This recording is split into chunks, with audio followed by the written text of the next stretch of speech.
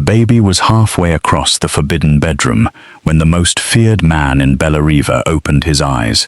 For one dangerous second, Cassian Vetrano thought he was dreaming. No one entered his private suite without permission. Not his guards, not his advisors, not even the doctor who had once removed a bullet from his shoulder on the marble floor outside because Cassian refused to unlock the door. Yet beneath the pale light of dawn, a baby in faded yellow pajamas was crawling toward his bed. The little girl stopped when she noticed him staring. Cassian slowly reached beneath his pillow, his hand closing around the pistol hidden there. The baby smiled. Then she raised one tiny finger to her lips. Shh! Cassian froze. A red plastic bracelet circled her wrist. One sock was missing. Her round cheeks were wet with tears, but she showed no fear of the scarred man watching her from the enormous black bed. Instead, she crawled closer, pulled herself upright against the mattress, and stretched both arms toward him. Up! Cassian stared at her as if she had spoken in another language. Somewhere beyond the bedroom, alarms began to shriek. Heavy footsteps thundered down the corridor. Cassian drew the pistol and aimed it at the door just as 4 armed guards burst inside. The baby screamed. She stumbled backward, frightened by the shouting men, and raised weapons. Before she could strike the polished floor, Cassian threw aside the gun, lunged from the bed, and caught her. "Lower your weapons!" he roared. Every guard obeyed. The baby clutched Cassian's shirt with both fists and buried her face against his bare chest. Silence fell over the room. Raffaele Orsini, Cassian's head of security, stared at his employer as though he had just witnessed a statue breathe. Cassian Vetrano stood barefoot beside his bed, holding a crying child against the same chest where 3 bullet scars marked the violent history of his life. "Who brought her here?" Cassian demanded. "No one, sir," Raffaele answered. The east corridor camera showed her crawling out of the servants' passage. "We were tracing her when the bedroom sensor went off." "Then find her mother." The order had barely left Cassian's mouth when a woman rushed through the guards. Her grey maid's uniform was wrinkled, her braided hair had come loose, and terror had drained the colour from her brown face. "Amara!" She tried to reach the child, but one guard seized her arm. "Let her go," Cassian said. The guard released her immediately. The maid hurried forward, then stopped several feet away. Her eyes moved from the baby to Cassian's face, and finally to his hand resting protectively across the child's back. "I am so sorry, Mr. Vetrano," she whispered. "I only closed my eyes for a moment. She was beside me. I swear she was beside me." Cassian looked down at the baby. Amara had stopped crying, although her small body still trembled. She peered at her mother over his arm, but did not reach for her. "What is your name?" he asked the maid. "Nala Okorie. You work in my house, yet you brought a baby into an estate where armed men conduct business." "I had no choice." Cassian's expression hardened. People who claimed they had no choice usually meant they had made a choice they hoped he would excuse. "You had many choices," he said. "You chose the worst one." Nahla swallowed, but something changed in her eyes. The fear remained, yet dignity rose beneath it. "My sitter disappeared with the money I paid her. My daughter had a fever, and the agency supervisor told me that missing one more shift would cost me my job. I kept Amara inside the staff room. She was asleep when I left to collect fresh sheets." Raffaele stepped forward. "She bypassed estate security and concealed an unauthorized person on the premises." "She is 14 months old," Nahla said. "She did not come to assassinate anyone." One of the guards coughed to hide a laugh. Cassian did not. "She entered my locked suite." Nahla looked toward a narrow panel beside the bookshelves. The old servant's door stood open by less than a foot. "I did not know that passage led here. Most of the inner handles have been removed." Cassian knew that. The mansion had belonged to a shipping baron a century earlier, and servants had once moved unseen behind its walls. Cassian had ordered the passages sealed after buying the estate, but apparently someone had overlooked one door. Amara lifted her head and touched the scar beneath his collarbone. Cassian flinched. Nala saw it. Amara, no. The child looked at her mother, then pressed her palm over Cassian's scar, as though trying to heal it. A memory tore through him. Another tiny hand, another warm weight against his chest, another morning before gunfire destroyed everything. Cassian's jaw tightened. Take her. Nahla stepped closer. The moment she reached for Amara, the baby clung harder to Cassian.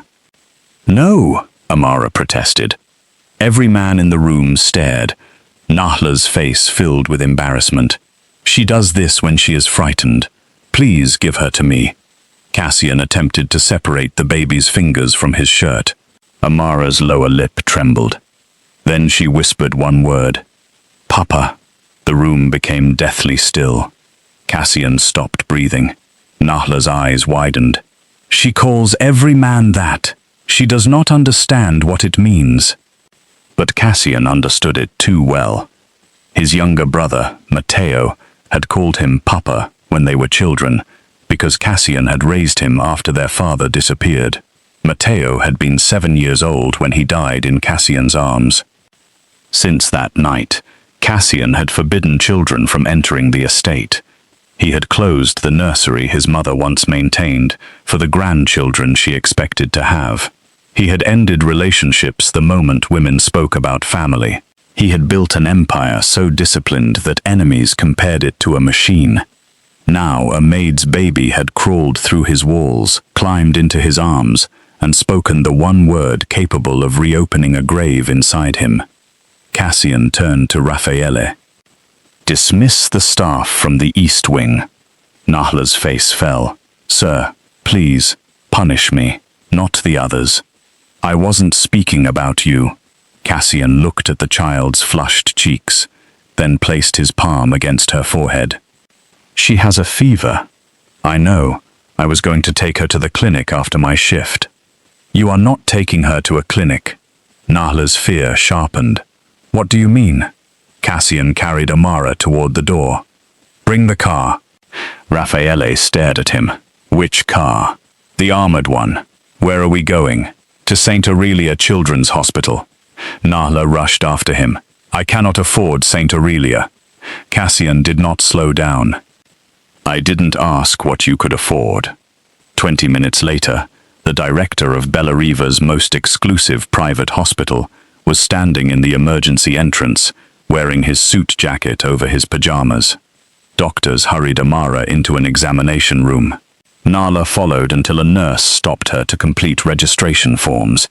Cassian remained in the corridor, surrounded by guards. He had meetings scheduled with port officials, 2 politicians, and the head of a rival organization. All of them were waiting. For the first time in 13 years, Cassian Vetrano did not care. Raffaele approached cautiously. The doctor says it may only be an ear infection. Maybe? They are running tests. Cassian looked through the glass panel in the examination room door. Nahla stood beside the bed, singing softly while a doctor examined Amara's ears. The child was crying again. Cassian hated the sound. Find out everything about the mother, he said. Raffaele lowered his voice. You think this was deliberate? Everyone who enters my house is investigated. The agency cleared her. Agencies clear paper. I want the truth. Raffaele nodded and walked away. Cassian continued watching through the glass. Nahla's uniform was cheap, but it was clean and carefully repaired. Her shoes had been polished so often that the leather was thinning. She held herself with quiet control, even when the doctor inserted a needle into her baby's arm. She did not look toward Cassian for reassurance. She did not plead for money. She simply held her daughter and endured every frightened cry with her. The doctor emerged 30 minutes later. The fever is caused by a severe middle ear infection, he explained. We've started medication, but the blood work also shows significant anemia. Nothing immediately life-threatening, but she needs better nutrition, follow-up care, and rest. Admit her, Cassian said. Nala stepped into the corridor carrying Amara. That is not necessary. Both men looked at her. The doctor said she can recover at home, Nahla continued. Please give me the bill. I will arrange a payment plan. The bill has been paid, Cassian said. I did not ask you to pay it. No, you intended to work while your sick daughter hid in a cupboard. Nahla stiffened. It was a staff room, not a cupboard. Does the distinction help her? Pain flashed across her face. Cassian immediately knew he had gone too far, but apologies were not part of the language on which his world operated. Nahla drew herself upright. You may dismiss me, Mr. Vetrano. You may call me irresponsible, but do not mistake poverty for a lack of love. Every decision I made this morning was made because I had to keep a roof over her head. Cassian's gaze sharpened. Few men with armies behind them dared speak to him that way. Nahla did it while wearing a maid's uniform and holding a feverish baby. Where is her father? He asked. Gone. Dead. Gone is the only answer that matters. She turned away. Cassian watched her carry Amara toward the pharmacy. The baby looked over Nahla's shoulder, saw him, and stretched out one hand. Cassian remained still, but the tiny fingers opening and closing in his direction followed him long after mother and child disappeared around the corner. Raffaele returned before noon with a thin folder. Nahla Okorie is 28. She was born in Nembala, moved to Bellariva 6 years ago on a university scholarship, and studied mechanical engineering. Cassian glanced up. She is an engineer. She was. Top 10% of her class. She worked for Marcelli Maritime Systems until 17 months ago. Cassian knew the company. Marcelli maintained navigation equipment used across half the private docks on the coast. Why did she leave? The official record says she resigned. And the unofficial record? She reported falsified safety inspections. A cargo vessel steering system failed 3 weeks later. 2 crewmen died. Marcelli blamed her maintenance team, and she was blacklisted before she could defend herself. Cassian opened the folder.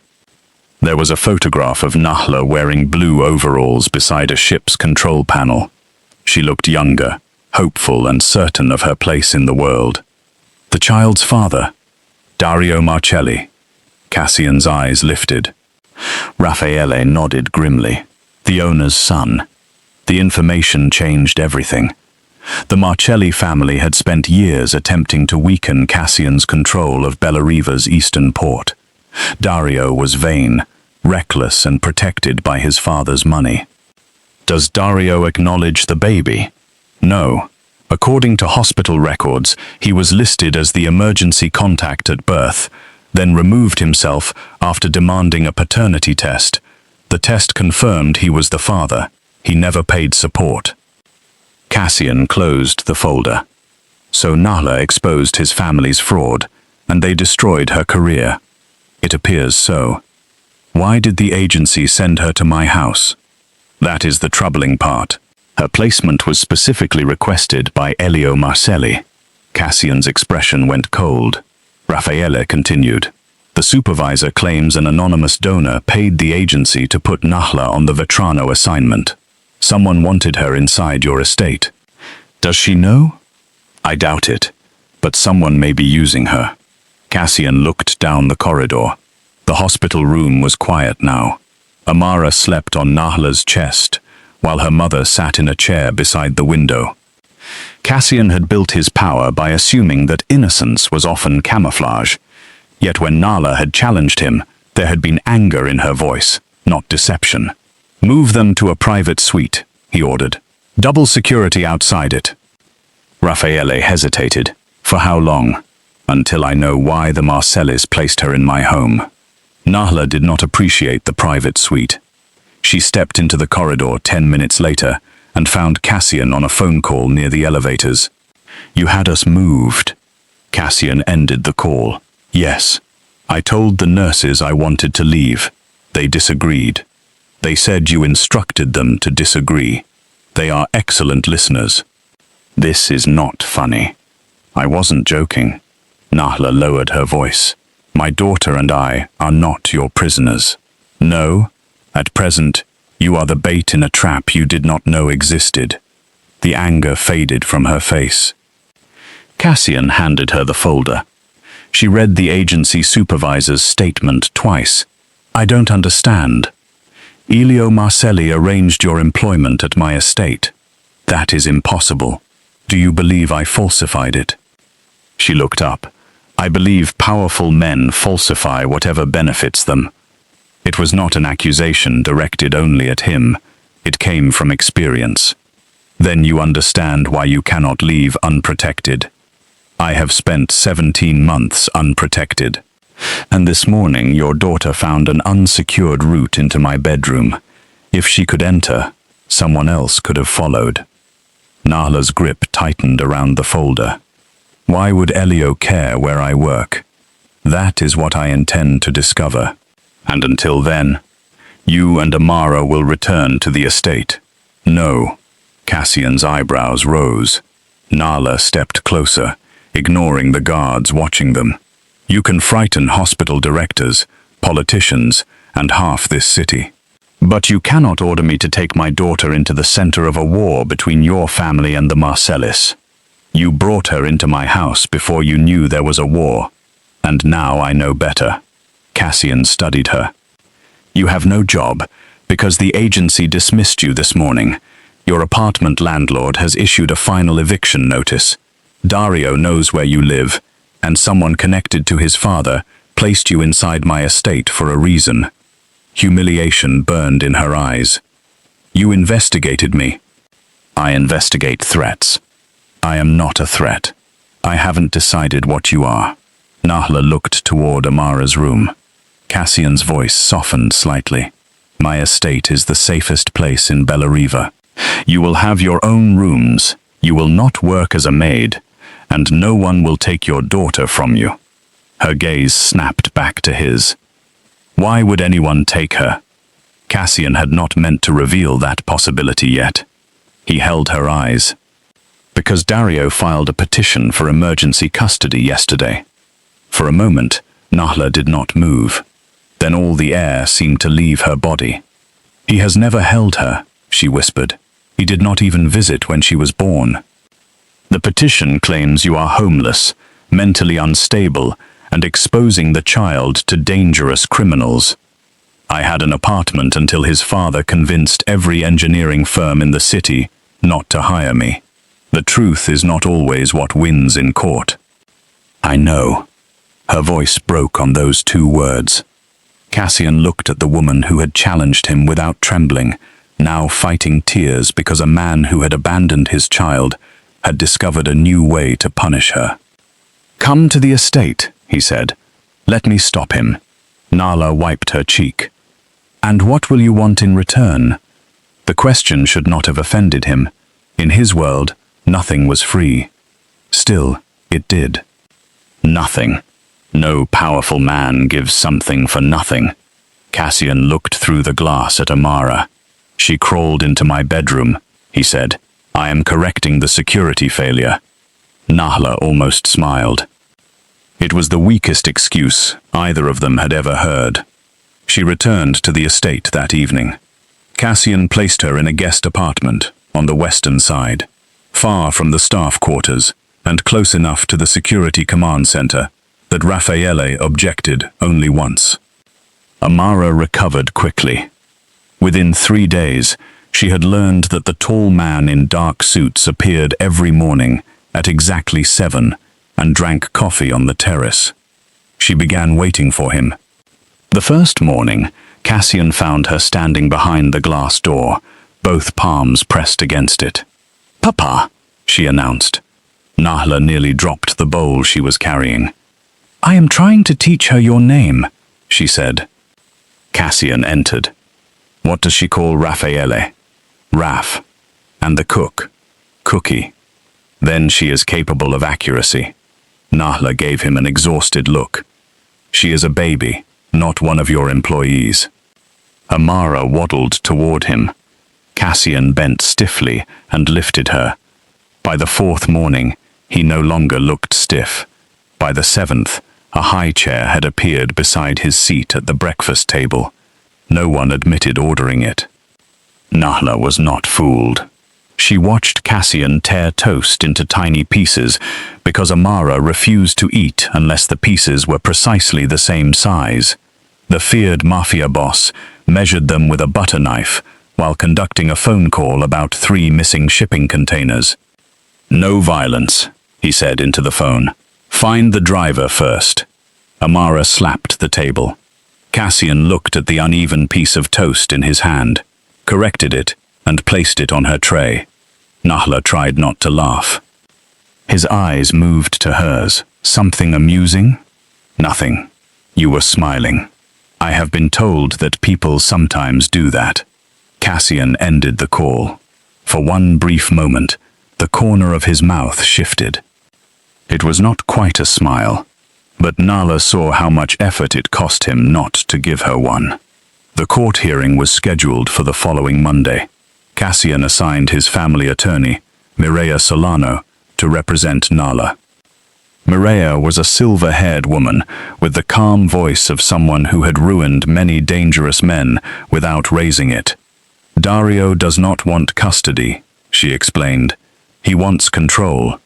His petition was filed one day after his father placed you in this estate. That timing matters." "What could Amara possibly have to do with Cassian?" Nahla asked. Mireia glanced toward the library doors. "Perhaps nothing.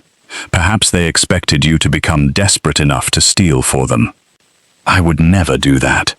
They may not know you as well as they believe." After the meeting, Nahla found Cassian in the library. He stood before an old painting of 2 boys beside the sea. One was Cassian, at perhaps 16. The younger boy had a wide smile, and his hand tucked trustingly into Cassian's. "Your brother?" she asked. Cassian did not turn. "Who told you?" "No one. You have the same eyes. Mateo's were kinder. What happened to him?" Cassian remained silent long enough that she regretted asking. Then he said, "Our father made enemies and expected his sons to pay the cost." Nahla looked again at the painting. "How old was he?" 7. "I'm sorry. People say that when they want grief to become smaller, what should they say? The truth, which is that it never becomes smaller. You simply build a larger life around it." Nahla studied him. For the first time, she understood that his coldness was not emptiness. It was architecture. Every rule, locked door and armed guard, had been built around the part of him that remained a 16-year-old boy, holding his dying brother.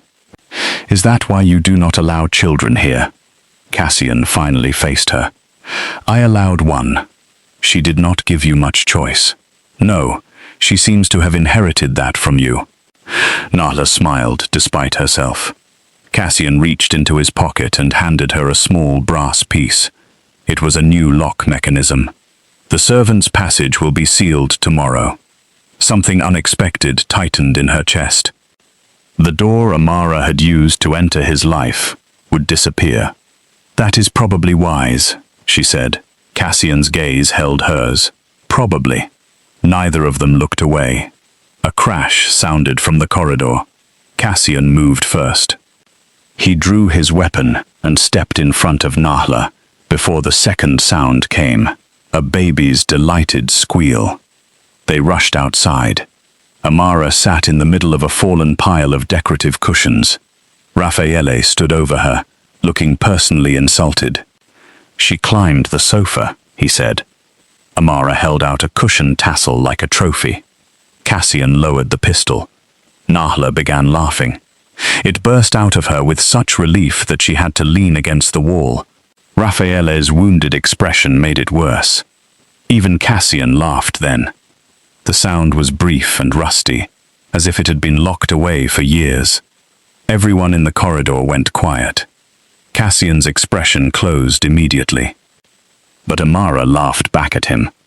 And just like that, the silence broke. On Monday morning, Dario Marcelli arrived at family court, wearing a tailored cream suit and the expression of a devoted father. Nahla hated him for making cruelty look so polished. He walked toward her in the corridor. Cassian stepped between them. Dario stopped. The two men were nearly the same height, but everything else was different. Dario's confidence came from believing his father would shield him from consequences. Cassian's came from surviving consequences other men could not.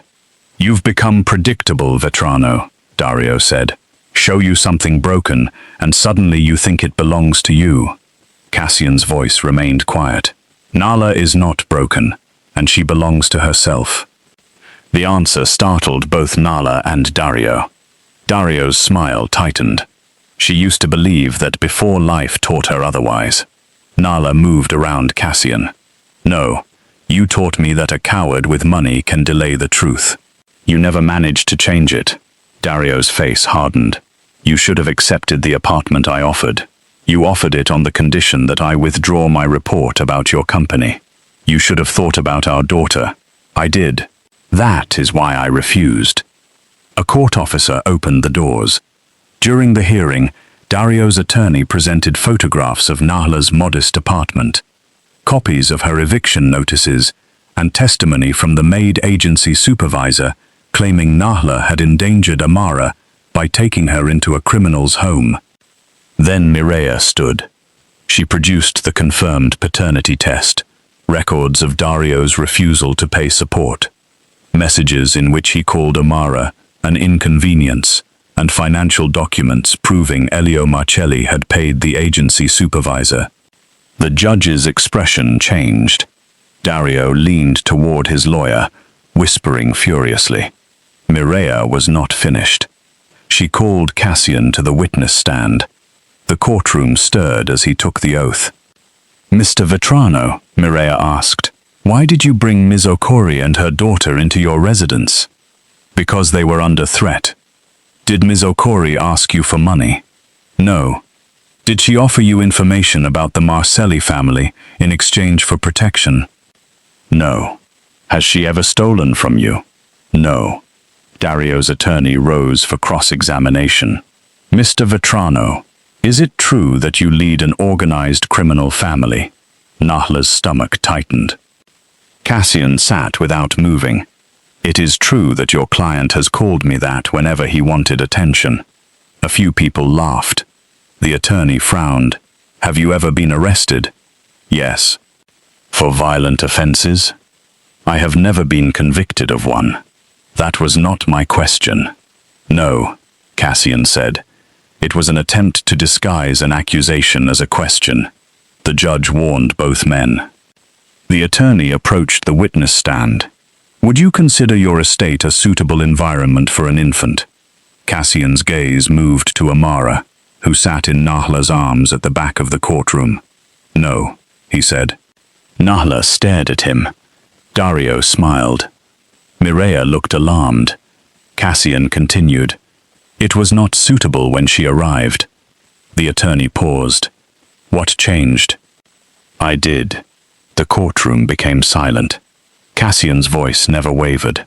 "I removed weapons from the residential wings. I replaced 12 members of staff whose backgrounds did not meet new standards. I converted the Western Garden into a secured play area. I hired a pediatric nurse, although Ms. Okori dismissed her after 2 days because she considers herself capable of raising her own child." Nahla heard quiet laughter behind her. "I sealed unsafe passages, added guards to the nursery corridor, and changed how business is conducted inside my home," Cassian said. "The estate is suitable because I decided the child living there mattered more than my convenience." The attorney stared at him. "Why would you do all this for another man's child?" Cassian looked at Dario. "Because her father would not." Dario's smile vanished. The judge dismissed the emergency petition and ordered Dario to pay support, but the victory brought no peace.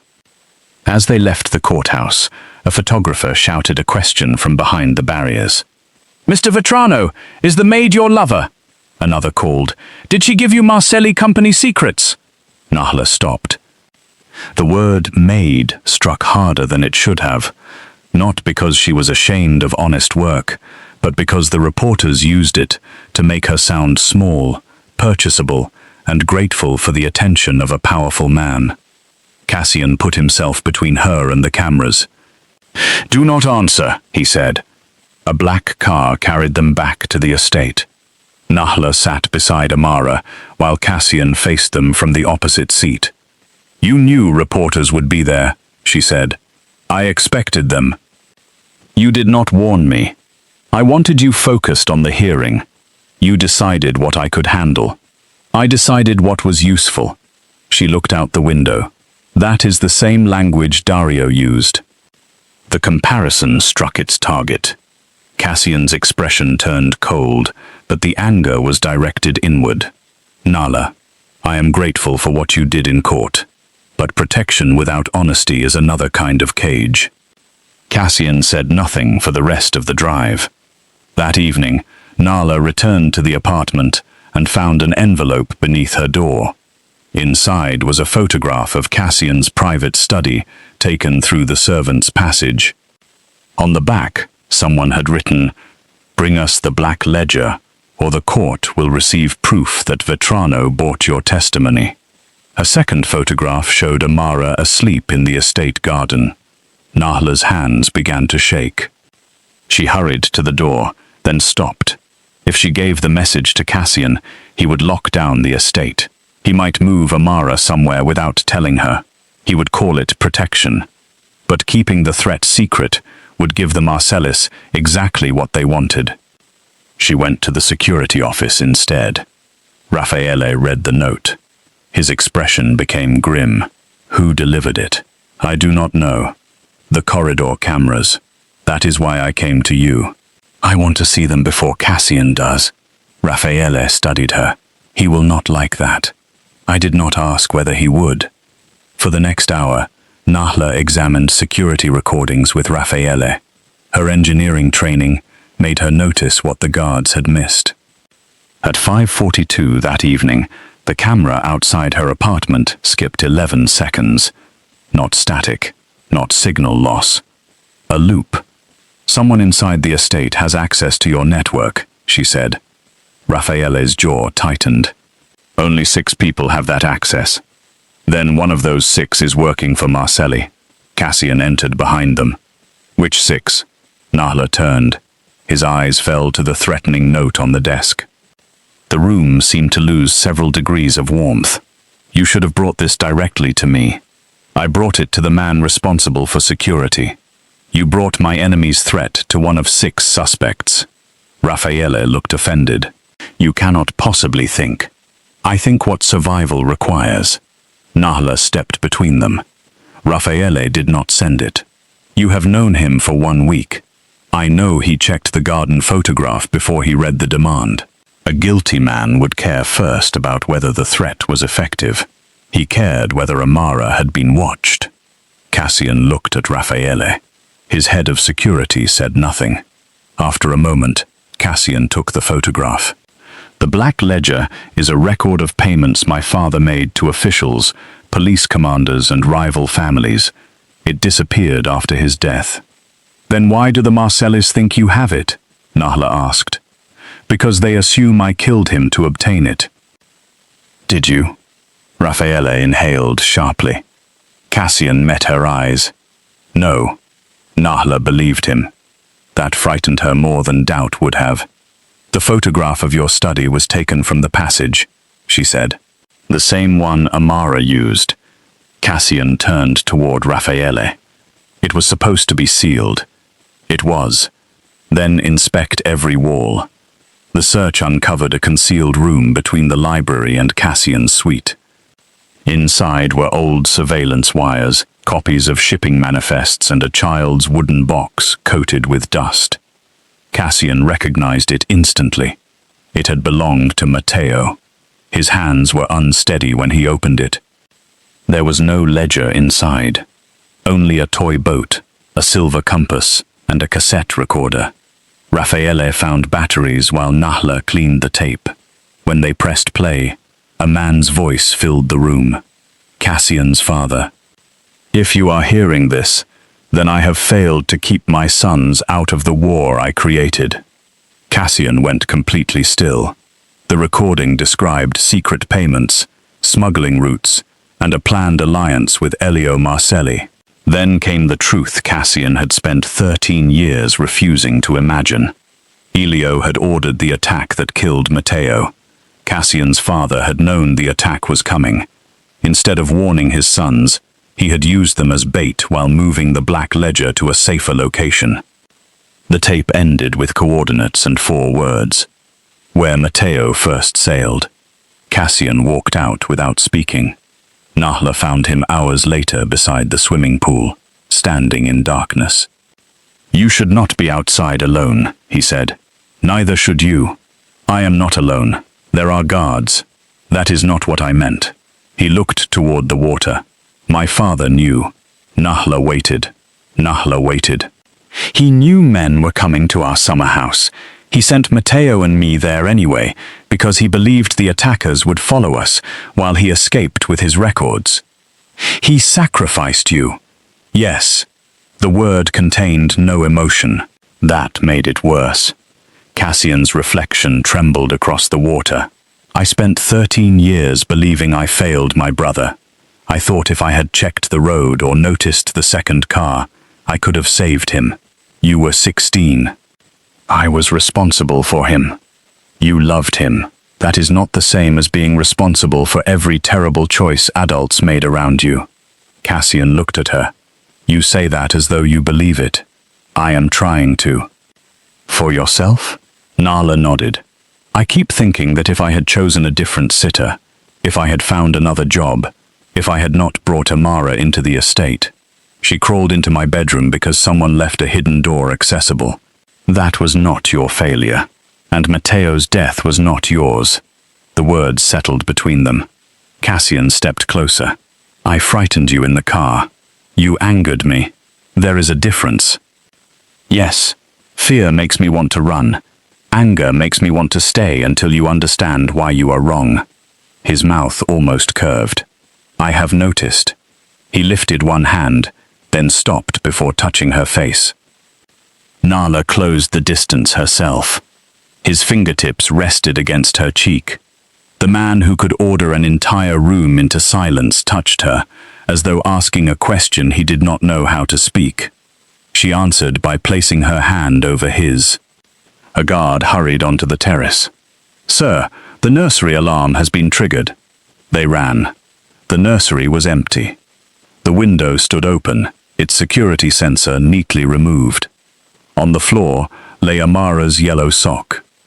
Nahla screamed her daughter's name.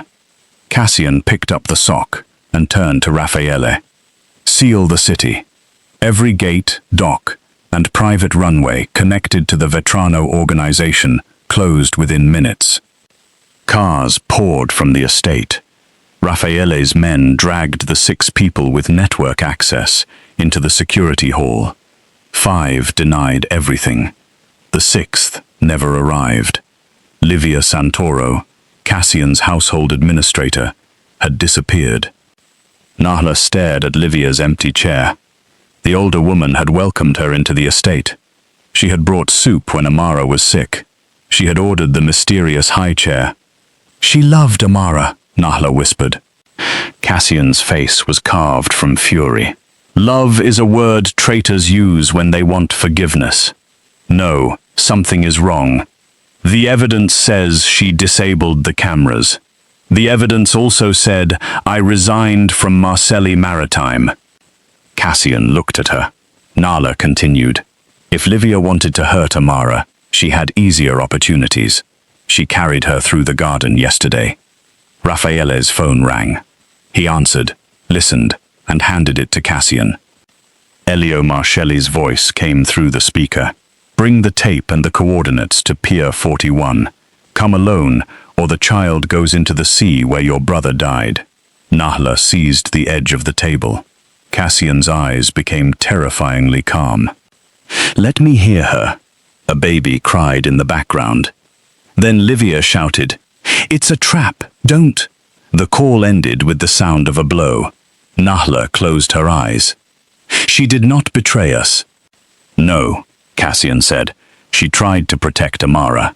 Raffaele traced the call to the abandoned Marcelli shipyard on the southern edge of Bellariva. Cassian issued orders rapidly. Nahla caught his arm. "I am coming." "No. She is my daughter. That is why you are staying. You promised no one would take her from me, and I will bring her back. You also agreed that protection without honesty is a cage." This is not a debate. It became one the moment my child was taken. Cassian faced her fully. "There will be armed men. I repaired the navigation systems in that shipyard for 3 years. I know its underground tunnels, dry docks and emergency controls better than anyone you can send." Raffaele looked at Cassian. "She may be our best way inside." Cassian's jaw tightened. "If anything happens to her, then help me make sure it doesn't," Nahla said.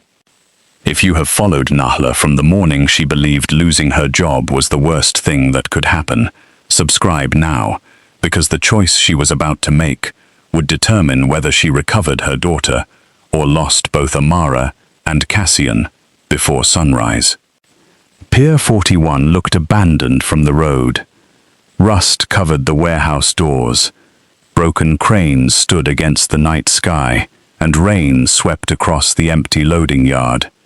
But the electricity meter told a different story.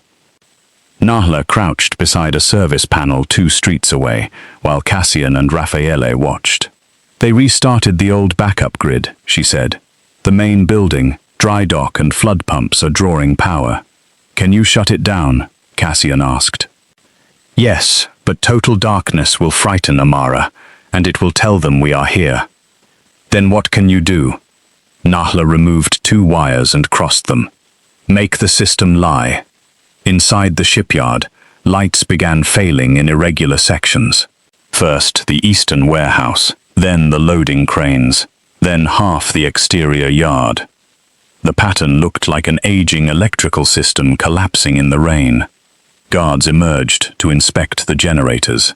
Raffaele's teams intercepted them quietly. Nahla led Cassian through a drainage tunnel beneath the dry dock. They crawled through cold water until they reached a maintenance ladder. At the top, Cassian caught her wrist. "Once we enter, stay behind me." "Once we enter, listen when I tell you something about the machinery. This is not the time for you to discover that I know more than you." Despite everything, he almost smiled.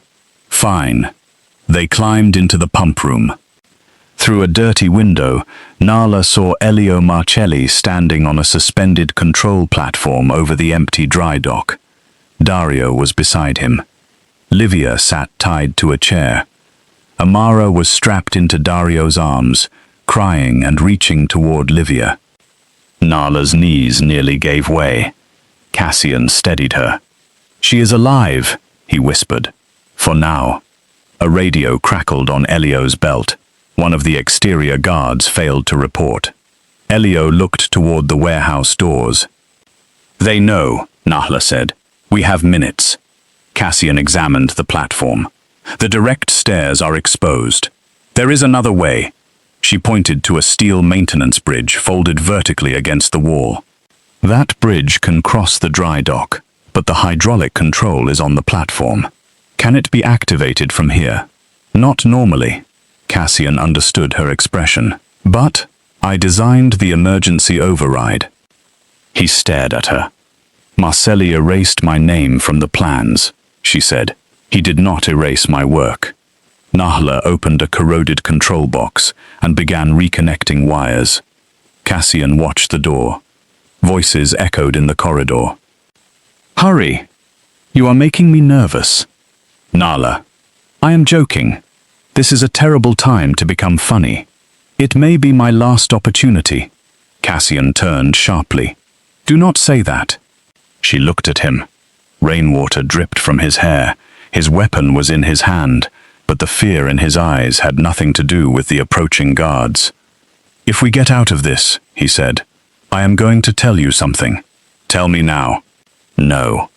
"Why?" "Because then you will have to survive to hear it." The control light turned green. Nala pressed the switch. Across the dry dock, the maintenance bridge began to lower. Metal groaned through the warehouse. Elio spun toward it. "So much for surprise," Cassian said. Gunfire shattered the window. Cassian pulled Nala behind the pump housing as bullets struck the wall. Raffaele's team entered from the loading doors. Elio's men fired from the platform and the catwalks above. Dario dragged Livia's chair toward the edge of the dry dock, still holding Amara. "Stop shooting!" Nahla screamed. "He has the baby!" Cassian raised one hand. His men ceased fire. The sudden silence was filled by Amara's cries. Elio aimed a pistol at Livia. "Bring me the recording and the coordinates, Vetrano." Cassian stepped into view. "They are not here." Elio smiled. "Then the child dies for nothing." "No," Nahla whispered. She noticed something beneath the platform. Water was beginning to spill through the intake gates. The flood pumps had activated. Elio intended to fill the dry dock and escape by boat through the seaward gate. But one intake gauge was in the red zone. The system had not been maintained. If pressure continued rising, the eastern gate would rupture before the dock filled. Everyone on the lower levels would be crushed by the surge. "Cassian," she said quietly, "we have less than 5 minutes." He looked toward the gauge and understood. Elio shouted, "Move!" Cassian took the cassette from inside his coat. Nala stared at him. He had brought it despite promising Raffaele that he would leave it in the estate vault. Cassian walked onto the bridge alone. "Release the woman and give Amara to her," he said. "Then you get the tape." Dario tightened his grip on the baby. Amara screamed. Nahla's entire body shook, but her mind became strangely clear. Dario's position beside the hydraulic controls gave her one possibility. She leaned toward Raffaele.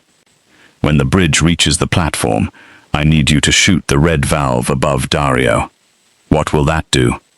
"Drop the emergency safety curtain." "Will it hit the child?" "Not if he remains where he is." "And if he moves?" Nahla looked at Cassian approaching the center of the bridge. "Then we make him look the other way." She climbed from behind the pump housing. Cassian saw her and stopped. "Nala, get back." Dario turned. Amara heard her mother's voice. "Mama." Nala's heart broke open. "I am here, baby." Dario raised his gun toward her. Cassian threw the cassette over the side of the bridge. Elio shouted and rushed to the railing, watching it fall toward the rising water.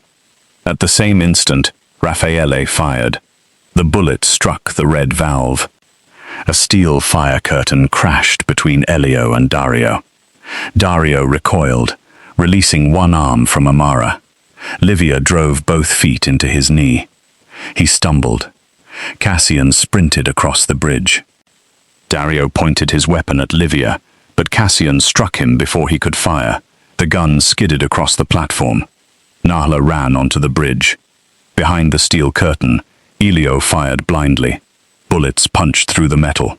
One struck Cassian's side. He staggered. "Cassian!" Nahla screamed. Dario lunged for the fallen gun. Livia hooked her bound arms around his legs. He kicked her away and reached the weapon. Cassian stepped between Dario and the baby. Dario fired. The gun clicked. Empty. Raffaele had noticed Dario remove the magazine earlier while threatening Livia, unaware there was no round in the chamber. Cassian hit him once. Dario collapsed. Nahla reached the platform and pulled Amara from his loosened arms. Her daughter clung to her neck, sobbing. "I have you," Nahla repeated. "Mama has you." A deep metallic boom shook the shipyard. The eastern intake gate buckled. "Everyone out," Nahla shouted. "The gate is failing." Cassian leaned against the railing. blood spreading across his shirt. Nala handed Amara to Livia. "Take her. Nala, take my baby." Livia obeyed. Raffaele helped her onto the bridge, while Nahla wrapped Cassian's arm over her shoulders. "I can walk," he said. "Then do it faster." Behind the steel curtain, Elio screamed for help. The barrier had trapped him on the wrong side of the platform. Cassian stopped. Nala stared at him. "What are you doing?" Elio was the man who had murdered Matteo. He had kidnapped Amara and ordered Cassian's death. Cassian could leave him there. The failing gate would finish what hatred had begun 13 years earlier. Another boom shook the floor. Cassian looked toward the curtain controls. Then he moved. He struck the emergency release with his fist. The steel barrier rose several feet. Elio crawled beneath it just before the mechanism jammed. Nahla stared at Cassian. "Why did you save him?" Cassian pressed a hand to his bleeding side. "Because Amara will not grow up in a world where I teach her that vengeance is justice." Elio reached for Dario's discarded weapon. Nahla saw him first. "Cassian!" Elio aimed. A wall of seawater burst through the eastern gate. The platform jolted. Elio lost his footing and fell into the rising dock. Cassian grabbed Nala as the bridge twisted beneath them. They ran. Raffaele's men reached solid ground seconds before the maintenance bridge collapsed into the churning water.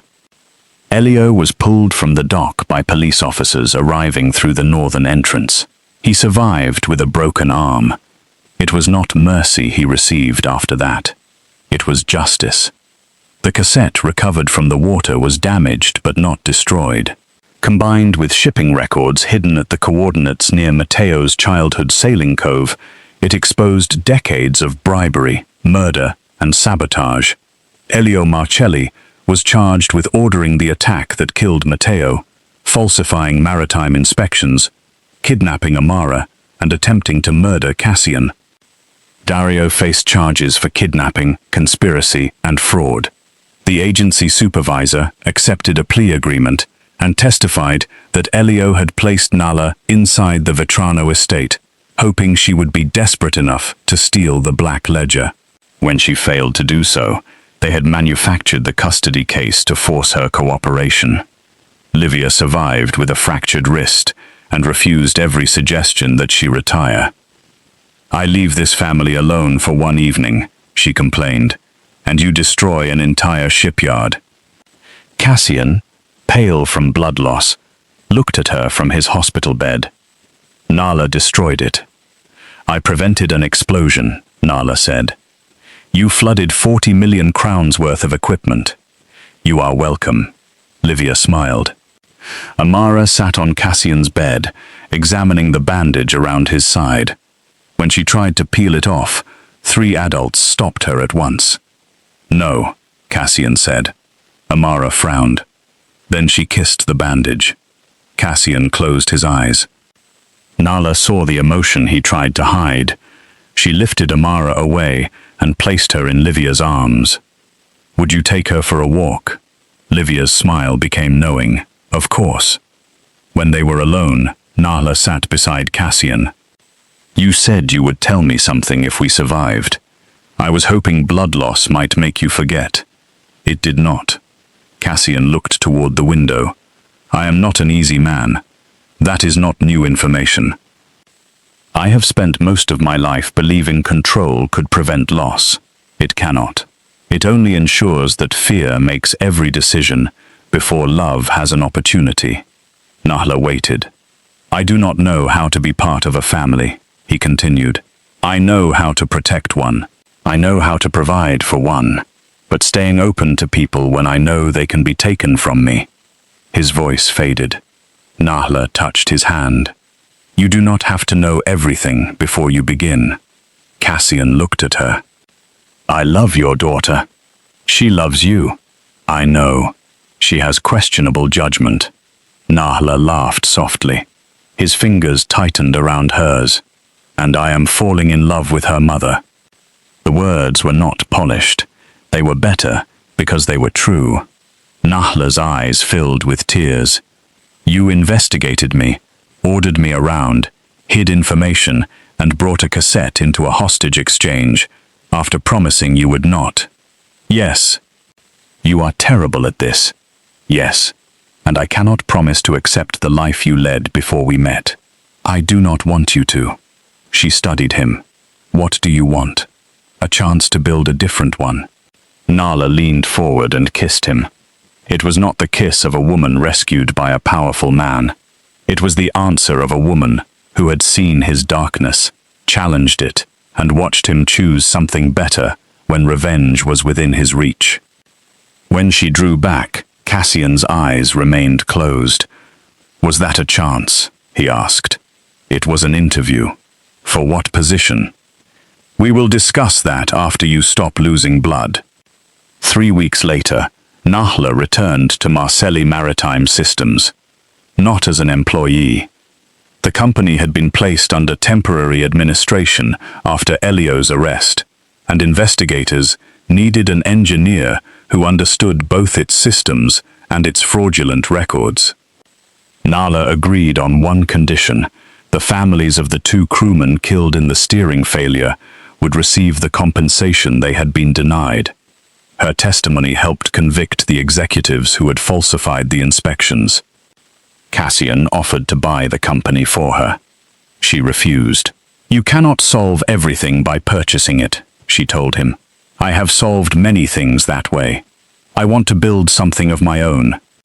6 months later, Nahla opened Amani Marine Safety, an independent inspection firm that hired engineers who had been blacklisted for reporting dangerous practices. Cassian invested only after she made him submit a formal proposal. Raffaele laughed for an entire minute when he learned that Cassian Vetrano had been required to complete a 12-page application. Cassian threatened to reassign him to warehouse duty. Raffaele laughed harder. The western garden changed too. What had once been an immaculate stretch of lawn became a place of bright toys, crushed flowers, and small muddy footprints. Cassian complained about every alteration. He personally approved all of them. One spring morning, almost a year after Amara first crawled through the hidden passage, Nahla woke and found her daughter missing from her little bed. Panic rose for half a second. Then she heard laughter from the terrace. Cassian sat at the breakfast table in shirt sleeves, attempting to braid Amara's hair while watching a tutorial on his phone. The result was disastrous. Amara did not care. She held the old silver compass that had belonged to Matteo. Cassian had given it to her that morning. Nahla stood in the doorway. That is a family heirloom. Cassian looked up. I know. She may put it in her mouth. I know. She may lose it. I know. Then why did you give it to her? Cassian glanced at the little girl sitting between his knees. Because love should not be locked inside a box simply because you are afraid of losing it. Nahla crossed the terrace and kissed him. Amara clapped. Then she pulled Cassian's face toward her and planted a wet kiss on his cheek. Papa! This time, Cassian did not freeze. He lifted her high above his head, and her laughter carried across the estate that once had no place for children. The household staff paused to listen. So did the guards. A year earlier, the poor maid's baby had crawled through a forgotten door into the bedroom of Bellariva's most feared Mafia boss. Everyone expected him to dismiss her mother.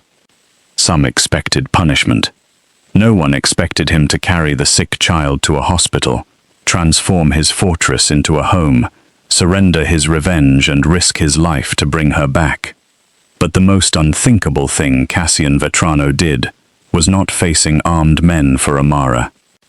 It was allowing a child and her courageous mother to enter the one place he had guarded more fiercely than his bedroom, his heart.